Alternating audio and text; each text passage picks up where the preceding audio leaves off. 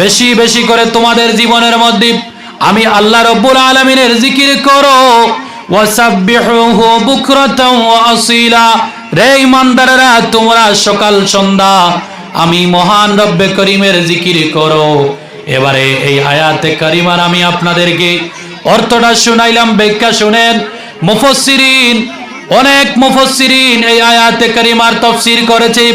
একজনের তাফসীরের কথা বলতেছি। একজন লিখেছেন, আল্লাহ রাব্বুল আলামিনের কোন বান্দা যদি সকাল সকাল ফজরের সময় ঘুম থেকে ওঠার সময় যদি ঘুম থেকে উঠার দোয়াটা পড়ে, বিসমিল্লাহির রহমানির রহিম পড়ে যদি মাটির মধ্যে পাটা যদি লাগায়, আর রাত্রিবেলা যদি আবার ঘুমের ঘরে যাওয়ার সময়, বিছানার মধ্যে যাওয়ার সময় আল্লাহুম্মা বিইসমিকা আমুতু ওয়া আহইয়া এই দোয়াটি পড়ে আবার বিসমিল্লাহ বলে যদি বালিশের মধ্যে মাথাটি লাগায়, তাইলে আল্লাহ রাব্বুল আলামিন যে ব্যক্তি দুইবার বিসমিল্লাহ পড়বে ঘুম থেকে ওঠার সময় এবং আবার রাত্রিবেলা ঘুমের বিছানায় যাওয়ার সময়, এই দুইবার বিসমিল্লাহ পড়ার কারণে সমস্ত দিন সকাল সন্ধ্যার জিকিরের সওয়াব আল্লাহ রাব্বুল আলামিন দিয়া দেন। জুড়ে বলি সুবহানাল্লাহ। তো আপনারা শিখলেন বিসমিল্লাহ বলবেন ঘুম থেকে ওঠার সময়, মাটিতে পা রাখার আগে বিসমিল্লাহ বলবেন, ঘুমানোর সময় বালিশের মধ্যে মাথা রাখার আগে বিসমিল্লাহ বলবেন। বিসমিল্লাহ বলে আপনার দিনটা আরম্ভ করবেন, বিসমিল্লাহ বলে দিনটি শেষ করবেন, বিসমিল্লাহ বলে ঘুমাইতে যাইবেন। যদি আপনি বিসমিল্লাহ বলেন দুইবার, তাইলে কিতাবের মধ্যে দেখেছি আল্লাহ রাব্বুল আলামিন সকাল সন্ধ্যা নামায় আমলের মধ্যে একদিন রাতের সওয়াব দিয়া দেন। জুড়ে বলি সুবহানাল্লাহ। আচ্ছা আমার প্রিয় ভাইরা, এই যে একটা উঁচু জায়গার মধ্যে এত কষ্ট করে একটা ইসালের সওয়াব মাহফিলের আয়োজন করা হয়েছে, জানেননি এই জায়গার মধ্যে আপনারা সবাই কেন আসতে বাধ্য হয়েছেন? আচ্ছা আমাকে একটা কথা বলেন, বাগিচার বাগানের সুন্দর সুন্দর ফুল, দামি দামি ফলগুলা পাহাড়ের ভিতরে থাকে, ঠিক কি না? জঙ্গলের ভিতরে থাকে, ঠিক কি না? আচ্ছা মৌমাছি মধু আহরণ করার জন্য আপনাদের বাড়িতে যায় না জঙ্গলের মধ্যে যায়? যত দূরে হোক না কেন জঙ্গলের মধ্যে যায়। ঠিক তেমনি ভাবে আজকে আপনারা যে এই জায়গার মধ্যে জমা হয়েছেন, এই জায়গার মধ্যে মধু রয়েছে, এই মধুগুলা আহরণ করার জন্য কষ্টকে পিছনে রেখে আপনারা সবাই এত কষ্ট করে এই জায়গার মধ্যে উপস্থিত হইতে বাধ্য হয়েছেন। আল্লাহ যেন এই জায়গার উপস্থিতিটিকে যেন কবুল করেন। সকালে বলি আল্লাহুম্মা আমিন। আমার প্রিয় ভাইরা, ওলি আল্লাহরা হক, ওলি আল্লাহরা হক, যাদের দুনিয়ার মধ্যে কোনো ভয় নেই, আখিরাতের মধ্যে কোনো ভয় নেই। ওলি আল্লাহ হইতে হইলে আপনাকে আপনার কাছে দুইটা স্পেশাল জিনিস থাকতে হবে, দুইটা স্পেশাল জিনিস থাকতে হবে। প্রথম নম্বর জিনিসের নাম হলো তাকওয়া, পরহেজগারি, ডর ভয়, আল্লাহর ভালোবাসা আপনার অন্তরে জায়গা দিতে হবে। আল্লাহ রাব্বুল আলামিন বলেন, আল্লাযীনা আমানু ওয়া কানু ইয়াত্তাকুন। ঈমানদার দুনিয়ার জমিনে ও ব্যক্তি, যে ব্যক্তিরা আল্লাহ রাব্বুল আলামিনের উপরে তাকওয়া রাখে, আল্লাহকে বিশ্বাস করে, আল্লাহর ডর ভয়কে জীবনের মধ্যে জাগা দে, দিলের মধ্যে আল্লাহর ভয়কে জাগা দে। ঈমানদার ওই ব্যক্তি যে ব্যক্তি তার জীবনকে পরহেজগারির মধ্যে কাটায়, মুত্তাকিনদের লিস্টের মধ্যে কাটাইবে, নামাজ আদায় করবে, মহব্বতে মা বাবার সাথে ব্যবহার করবে, আল্লাহ রাব্বুল আলামিনের এই দুনিয়ার জমিনে থাকিয়া নামাজ মিস করবে না, রোজা মিস করবে না, পরহেজগারির মধ্যে জীবনটা কাটাইবে, তাদেরকে ওলি আল্লাহ বলা হয়। তার মানে হলো আপনার জীবনটিকে যদি পরহেজগারি দিয়া যদি পরিবর্তন করতে পারেন, পরহেজগারি দিয়া যদি জীবনটিকে সম্পূর্ণ করতে পারেন, তাইলে আপনিও আজকের যে ওলি আল্লাহর ইসালের সওয়াব হচ্ছে, এই ওলি আল্লাহর আগরতলা বাগে মুকামের যে ওলি আল্লাহ ছিলেন, এই ওলি আল্লাহর মতো রব্বে করিম আপনাদেরকে আমানু ওয়ালি আল্লাহ বলে ডাক দিবে, বন্ধু বলে ডাক দিবেন। ওয়ালি আল্লাহদের জীবনের মধ্যে বড় ধরনের কোনো আমল ছিল না। বেশিরভাগ ওয়ালি আল্লাহর একটা আমল করতেন, যে আমলের নাম হলো পরহেজগারি করতেন। পরহেজগারির মধ্যে জীবনকে অতিবাহিত করতেন। আল্লাহর ডরকে অন্তরের মধ্যে জায়গা দিতেন। আমার প্রিয় ভাইরা রে, জীবনের মধ্যে আল্লাহর ডরকে অন্তরের মধ্যে জায়গা দেন। খারাপ কাজ করার আগে আল্লাহর ভয় করেন। খারাপ কথাবার্তা করার আগে আল্লাহকে ভয় করেন। মা বাবার সাথে নাফরমানি করার আগে আল্লাহকে ভয় করেন। আপনার পাড়া প্রতিবেশীর সাথে হিংসা হাসদ করার আগে আল্লাহকে ভয় করেন। নামাজগুলা মিস করার আগে আল্লাহকে ভয় করেন। যদি আপনার জীবনের 24 ঘন্টার মধ্যে আল্লাহর ভয় যদি অন্তরের মধ্যে জায়গা দিতে পারেন, তাইলে বাগের মুকামের ওলি আল্লাহর মতো আপনার জীবনটি আল্লাহ রাব্বুল আলামিন পরিবর্তন করে দিয়ে এক পর্যায়ে আপনাকে তার স্পেশাল বন্ধু ওলি আল্লাহ বানাইয়া নিবে। জুড়ে বলি সুবহানাল্লাহ। আমার প্রিয় ভাইরা, দুনিয়ার জমিনে ওলি আল্লাহরা যারা ছিলেন তারা কোনোদিন খাবার করে দুনিয়া করে তাদের জীবনকে নষ্ট করেন নাই। ওলি আল্লাহ তাদের বাচ্চা বলে জীবনকে নষ্ট করেন নাই। ওলি আল্লাহ ধন সম্পদের মালিক হইবেন বলে জীবনকে নষ্ট করেন নাই। ওলি আল্লাহরা আল্লাহকে ভয় করেছেন। ওলি আল্লাহরা আল্লাহর ভয় নিয়ে জঙ্গলবাসী হয়েছেন। ওলি আল্লাহরা আল্লাহর ভয় নিয়ে নামাজ পড়েছেন। ওলি আল্লাহরা আল্লাহর ভয় নিয়ে জিকির করেছেন। ওলি আল্লাহরা আল্লাহর ভয় নিয়ে নিজের পেটের খবর না নিয়ে পাড়া প্রতিবেশীর খবর নিয়েছেন। আমার প্রিয় ভাইরা রে, অনেক মুকাম আছে, অনেক মাজার আছে যে জায়গার মধ্যে দেখা যায় যারা ওলি আল্লাহ ছিলেন খাদিমরা অনেক সময় বার্তালাপ করেন। ওলি আল্লাহরা 3 ওয়াক্তের মধ্যে 1 ওয়াক্ত খাবার খাইতেন অথবা সপ্তাহের মধ্যে একদিন খাবার খাইতেন, কিন্তু তার দরবারের মধ্যে হাজার মুরিদান 3 ওয়াক্তের খাবার খাইতেন। ঠিক কিনা? ওলি আল্লাহরা পেটের খিদার খবর নিতেন না। ওলি আল্লাহ জীবনের খবর নিতেন না। ওলি আল্লাহ শুধু আমানু ওয়া কানু ইয়াত্তাকুন।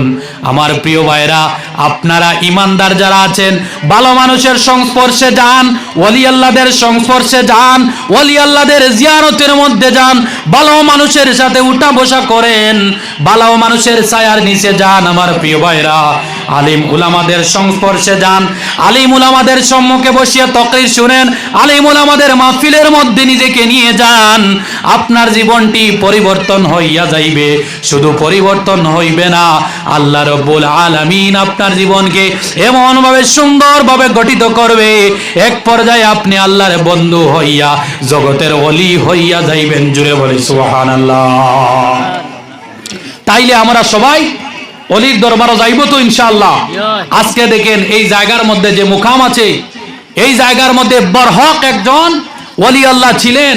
ওলি আল্লাহর কারণে আজকে আপনারা বসেছেন এবং বর্তমানে ওলামায়ে কেরামরা আপনাদেরকে পেপার পত্রিকা পড়ে কি ওয়াজ করতেছে না, এই দুনিয়ার সাধারণ কোনো বই পড়ে কি ওয়াজ করতেছে না, অবশ্যই কোরআন আল কারীম এবং হাদিস মোবারককে ভালো করে পড়ে আপনাদেরকে নসিহত দিচ্ছেন। ঠিক কিনা? শুনেন আমার প্রিয় ভাইরা, আগর গাছ সকল জায়গার মধ্যে হয় না। আগর গাছ প্রত্যেক জায়গার মধ্যে হয় না। তার আগরের মতো করে যে মাটি রয়েছে ওই মাটির মধ্যে আগর হয়। ঠিক কিনা? ঠিক তেমনি ভাবে কোরআনের আলোচনা যে কোনো মানুষের এলায় দাঁড়ায় হয় না।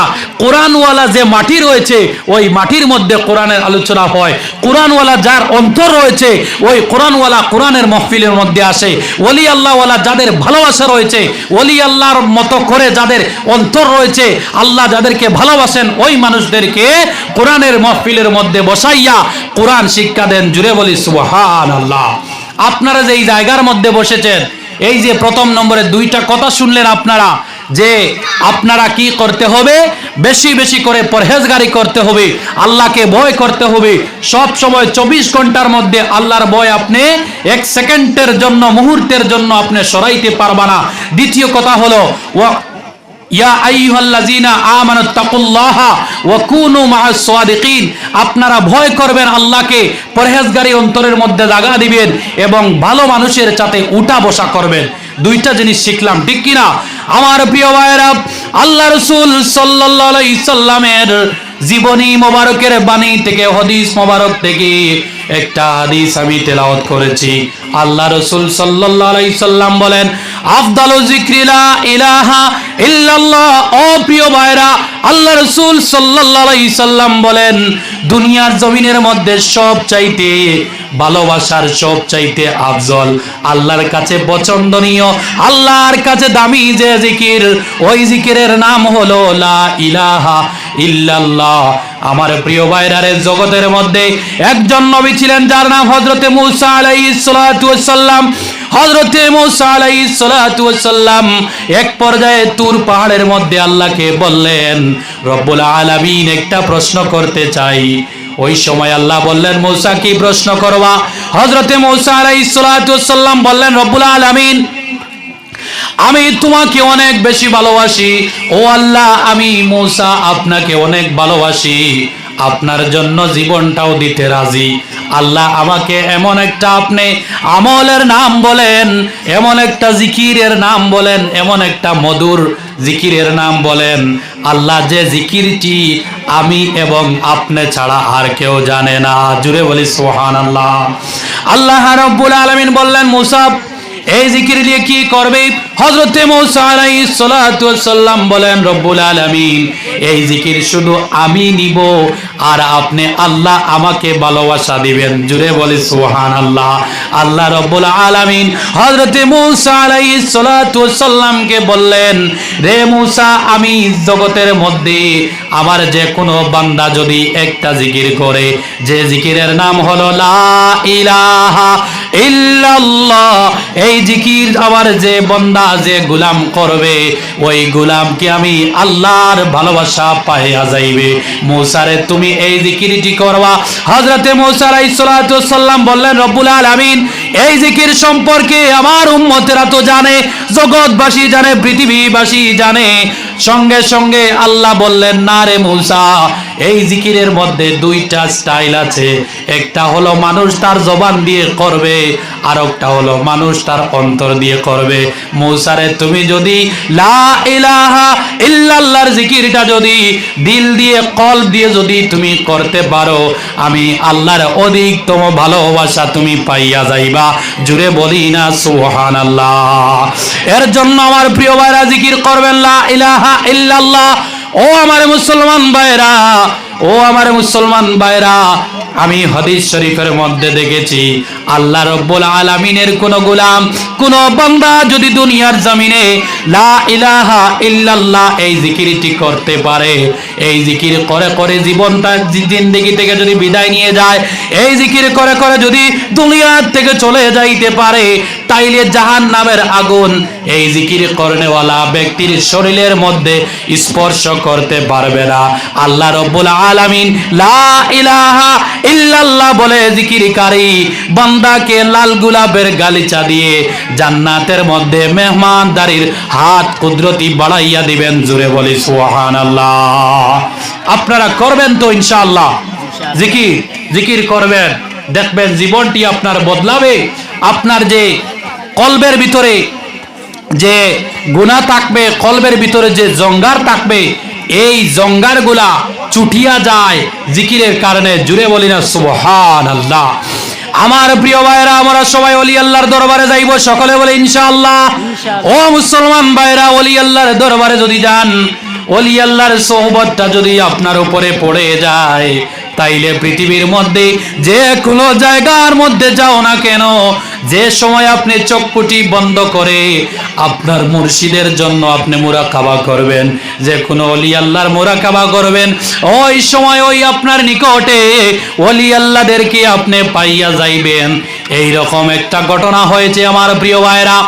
হযরত খাজা মঈনুদ্দিন চিশতি আজমিরি সঞ্জারি রাহিমাহুল্লাহ এই ভারতবর্ষের মধ্যে আসার পরে, আজ থেকে কয়েকশো দিনের আগের কথা বলতেছি আমার প্রিয় ভাইরা, আল্লাহর ওলি হযরত খাজা মঈনুদ্দিন দুনিয়ার আমাদের ভারতবর্ষের মধ্যে আসার পরে মানুষদেরকে নসিহত দিতেন। আসরের সময়ে চলে আসলে খাজা মঈনুদ্দিন যে রুমের মধ্যে থাকতেন, এই রুমের ভিতরে ঢুকিয়া দরজাটি নক করে দিতেন।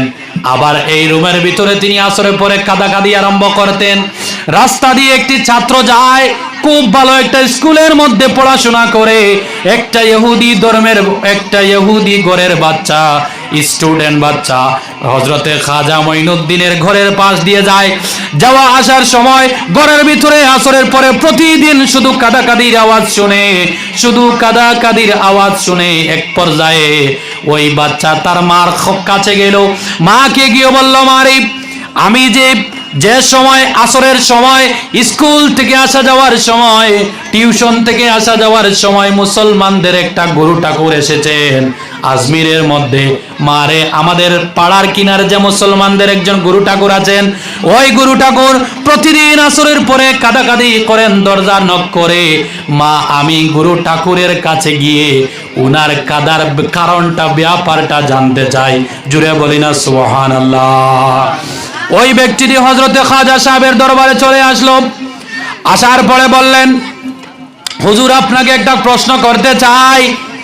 হযরতে খাজা মঈনুদ্দিন বললেন, কি প্রশ্ন করবা? সঙ্গে সঙ্গে ওই ছেলে বলল, হুজুর আমি বুঝি নাই, আমার বুঝের মধ্যে আসে না, আপনি প্রতিদিন আসরের পরে রুমের ভিতরে দরজাটিকে নক করে কেন কাদাকাদি করেন? হুজুর আমাকে একটু বুঝাইয়া দাও। সঙ্গে সঙ্গে খাজা মঈনুদ্দিন বললেন, না না, তোমাকে সাধারণভাবে বোঝানো যাবে না। তুমি যদি আমি মঈনুদ্দিনের হাতের মধ্যে হাত রাখিয়া যদি ইমানদার হইতে পারো, মুসলমান যদি হইতে পারো, তাইলে আমার কাদাকাদির কারণটি তোমাকে জানাইয়া দিব। জুড়ে বলে সুবহানাল্লাহ। আমার প্রিয় ভাইরা রে, ইসলামের শুরুয়াতি মধ্যযুগে ওলি আল্লাহর যুগে এই আমাদের মতো বর্তমানে যেভাবে পৃথিবীর আনাচে কানাচে বিশাল বড় বড় মাদ্রাসা গঠিত হয়েছে, বড় বড় কিতাব রয়েছে, প্রথমে এইভাবে সব জিনিসের সুব্যবস্থা ছিল না।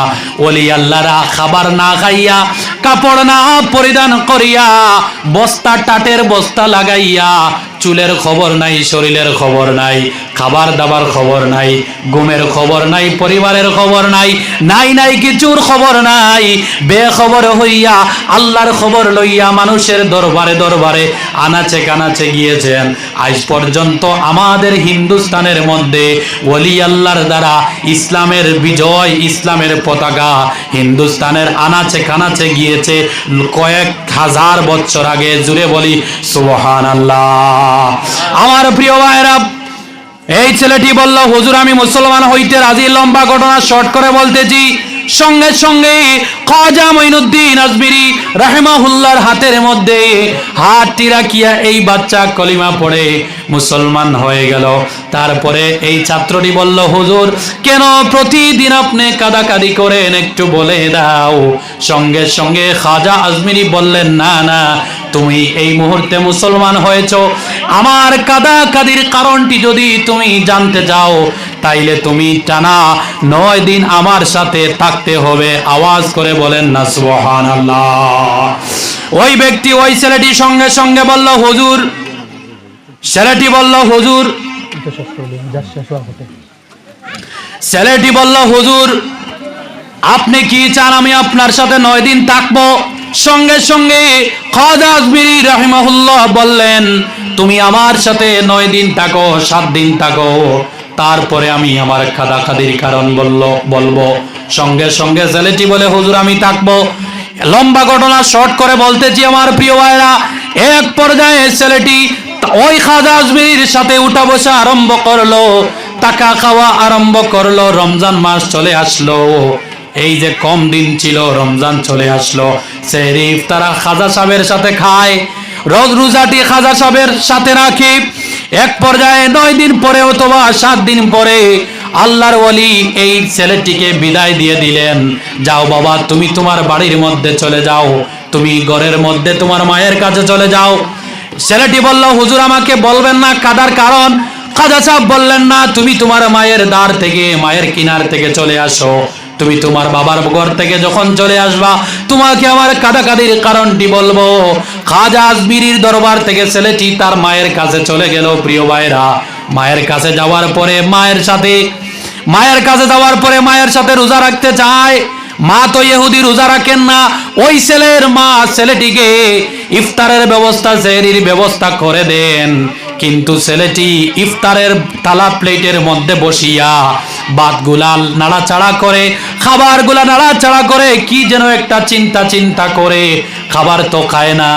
আবার এই যে ব্যাপারটি খাবার খাচ্ছে না, খাবারগুলা নাড়াচাড়া করে, ছেলেটির মা অন্য জায়গা থেকে চুপি লুকাইয়া দেখতেছে। আচ্ছা, খাবারটি খাইতে পারলো না, না পাইয়া ছেলেটি বিছানার মধ্যে ঘুমাইতে গেলে ঘুমাইতে পারে না, চটপট করে। সেহরির সময় সেহরি খাইতে পারে না, চটপট করে। এক পর্যায়ে মাকে বলল, মা আমি তো খাবার খাইতে পারতেছি না, ঘুমও আসতেছে না। ওই ছেলের মাটি ছেলেটি সঙ্গে সঙ্গে বলল, মারে তুমি খাজার দরবারে চলে যাও।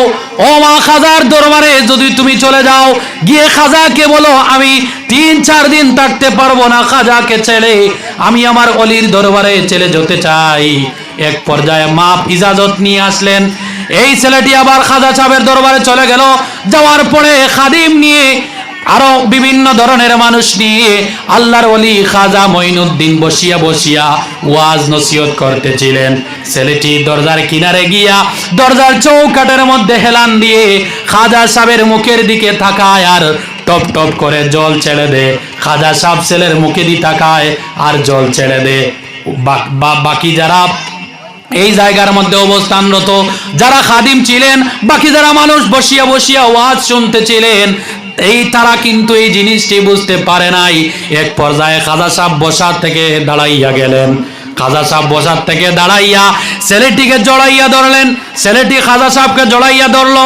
ধরার পরে এই ছেলে খাজা সাহেবকে বলল, হুজুর আজকে 2-3 দিন হয়ে গেল আমি সেহরি খাইতে পারি না, ইফতার খাইতে পারি না। খাজা সাহেব আবার সেম বললেন, বাবারে তুমি যখন আমার কাছ থেকে গিয়েছো চলে, আমিও সেহরিটা খাইতে পারি নাই, ইফতারও খাইতে পারি নাই। খাজা সাহেব বললে, তোমার কি ঘুম হয়েছে রাত্রে? ছেলেটি বলে, হুজুর ঘুম হয়নি রাত্রি দিয়ে। খাজা সাহেব সঙ্গে সঙ্গে বলেন, তোমাকে ছাড়া রাত্রিবেলা আমারও ঘুম আসেনি। আমার প্রিয় ভাইরা, এই কথা লম্বা করে বলার একটাই কারণ, ওলি আল্লাহর যদি সোহবতে চলে আসেন, তাইলে পৃথিবীর যে জায়গার মধ্যে যাবে, ও আপনি যে অবস্থার মধ্যে থাকবেন, আপনার ওই সুখ দুঃখে আপনার ওলিকে পাইবেন, ভালো মানুষের সোহবত পাইবেন। ও প্রিয় ভাইরা, এইরকম ওলি আল্লাহর দরবারে আসবেন, ওলিদের সাথে উঠা বসা করবেন, আলিম উলামাদের সাথে উঠা বসা করবেন, ভালো পরহেজগার মুত্তাকি মানুষের সংস্পর্শে আসবেন, ভালো মানুষের সাথে আপনি যোগাযোগ রাখবেন। আমার প্রিয় ভাইরা, ভালো মানুষের সাথে উঠা বসার কারণে কালকে কিয়ামতের দিন আল্লাহ রাব্বুল আলামিন আপনার ওই ভালো পরিচিতি মানুষের সাথে আপনাকে সহকারে মাফ বলে ঘোষণা করবেন। জুড়ে বলি সুবহানাল্লাহ। আমার প্রিয় ভাইরা, আলহামদুলিল্লাহ আমি চেষ্টা করেছি কম সময়ের ভিতরে সামান্য আলোচনা তুলে ধরার জন্য।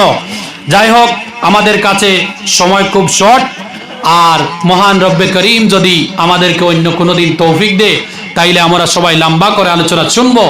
আর আমার পক্ষ থেকে অসংখ্য হাজারবার মুবারকবাদ এবং ধন্যবাদ জ্ঞাপন করি আমার মৌলানা, আমার উস্তাদে মোহতরম আলহাজ হজরত মৌলানা কারি গুলজার হুসাইন হাফিজাহুল্লাহ সাহাব সহকারে আমি একটাই কথা বলতে চাই, যে আমার চিন্তার মধ্যেও প্রথমে আসেনি এত যে মানুষ হইবেন এই জায়গার মধ্যে।